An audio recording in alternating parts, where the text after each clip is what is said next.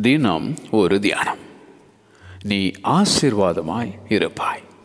ஆதியாகமம் அதிகாரம் 12 வசனம் 2. I will bless you. நான் உன்னை பெரிய ஜாதியாக்கி உன்னை ஆசீர்வதித்து உன் பேரை பெருமைப்படுத்துவேன். நீ ஆசீர்வாதமாய் இருப்பாய் என ஆபிரகாமுக்கு உரைத்த ஆண்டவர். கர்த்தர் நம்மை நினைத்திருக்கிறார்.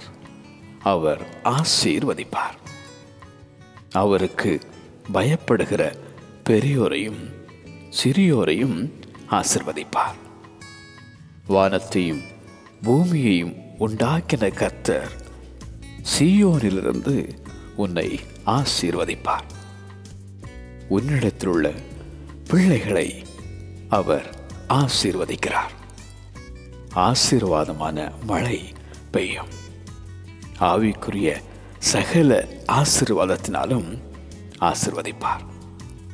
உன் அப்பத்தையும் உன் தண்ணீரையும் ஆசீர்வதிப்பார்.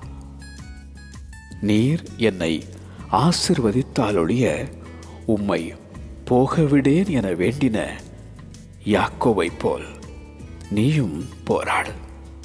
ஆசீர்வாதத்தை சுதந்தரிப்பாய். நீ ஆசீர்வாதமாய் இருப்பாய். ஆமென்.